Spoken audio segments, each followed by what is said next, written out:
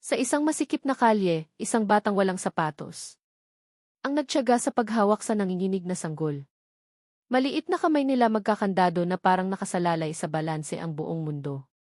Ang hindi sigurado nitong hakbang ng sanggol ay nagpatahimik sa trapiko.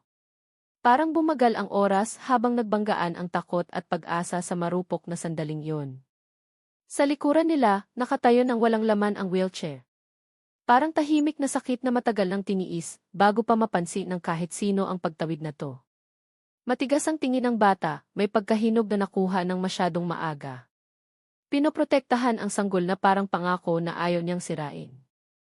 Alikabok ang dumikit sa balat nila habang sumandal pasulong ang sanggol. Lubos na nagtitiwala, walang kaalam-alam sa panganib na nakapaligid sa ganoong kawalang malay. Isang nakaayos na lalaki ang biglang lumuhod sa malapit. Gulat na bumaha sa mukha habang muling nabuhay ang memoryang matagal niyang inilibing. Nakahawak sa ulo ang mga kamay niya, nanginginig ang hininga. Napagtanto na konektado ang eksenang ito sa isang desisyong matagal niyang tinakasan. Huminto ang kalye sa paghinga, natigilan ang mga estranghero. Naramdaman na may mas malaki pa sa aksidente na nagaganap sa pagitan nila. Muli-muling natumba ang sanggol at hinigpitan ng bata ang kapit. Pinili ang tapang kahit hindi niya naiintindihan ang halaga nito. Umagos ang luha sa mata ng lalaki habang mas malakas na tumama ang guilt at pagkakakilala. Kaysa sa anumang parusa na nakatakas siya noon.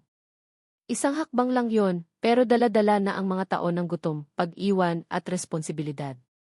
Na nakapres sa dalawang maliliit na bakas ng paa. At sa nakabitin na sandaling yon, tatlong buhay ang dahan-dahang humarap sa katotohanan. Wala sa kanila ang handa. Muli tumama sa lupa ang paa ng sanggol, at mas malakas pa iyon kaysa sa ingay ng sasakyan. Mas matalim kaysa sa nabasag na hininga ng lalaki. Binago ng bata ang pwesto, hinaharangan ang sanggol mula sa mga dumadaang sasakyan.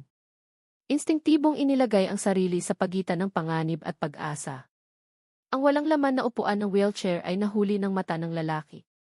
Binuksan ang memoryang pinilit niyang patahimikin sa loob ng maraming taon. Bigla naging mabigat ang suit niya, parang hindi sapat ang yaman para itago siya. Sa bigat ng iniwan niya noon, naramdaman ng mga tao sa paligid ang tensyon pero walang gumalaw. Hindi sigurado kung saklolo ba, trahedya, o isang bagay na sobrang personal ang kanilang nasasaksihan. Mahinang tumawa ang sanggol, walang kamalay-malay sa takot na humahawak sa lahat ng nanonood. Lubos na nagtitiwala sa mga kamay na nagpapatatag sa kanya. Bulong-bulong ang bata ng panghihikayat, salitang hugis ng kaligtasan, hindi ng pagkabata. Pinapatuloy ang sanggol ng may kalmadong lakas. Nalabo ang paningin ng lalaki nang makita niya ang peklat sa braso ng bata. Isang bagay na naaalala niya mula sa buhay na kanyang pinawi. Nanginginig ang tuhod niya, dinudurog siya ng guilt ng higit pa sa anumang pagsisisi. Lumapot ang hangin sa paghihintay, parang ang kalye mismo ang humihingi ng sagot. Bago muling payagang gumalaw ang oras. At sa huling paghinga ng sandali, napagtanto ng lalaki na ibinalik siya ng tadhana. Sa mismong lugar na kanyang nilakaran palayo noon. Bahagyang hinigpitan ng bata ang kapit, hindi dahil sa takot. Kundi dahil sa responsibilidad na natutunan ng masyadong maaga sa walang awang kalye.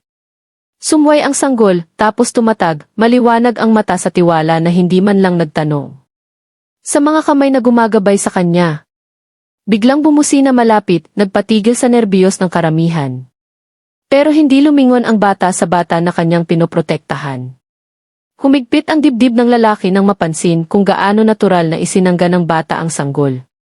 Parang script na paulit-ulit na sinanay ng tadhana. Naghalo ang alikabok at sikat ng araw sa hangin, ginagawa ang sandali na parang hindi totoo. Na para bang ang syudad mismo ang humihinga ng dahan-dahan. Humaba ang anino ng wheelchair sa kalsada, paalala sa pangakong sinira noong pinili niya ang ginhawa.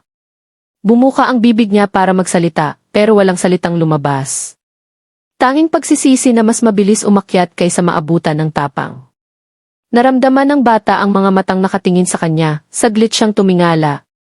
At sinalubong ang tingin na puno ng gulat, guilt at pagkakakilala. Sa isang segundo, nagbanggaan ang kanilang mundo, nakaraan at kasalukuyan. Nakalock sa katahimikang mas mabigat kaysa ingay. Muli tumawa ang sanggol, mas mahigpit na kumulot ang maliliit na daliri. Walang kamalay-malay na ang mga hakbang niya ay muling binubuksan ang mga sugat na matagal nang natakpan. Malayang tumulo ang luha ng lalaki na pagtanto na may mga pagkakataon na hindi talaga nawawala. Naghihintay lang sila sa hindi inaasahang anyo.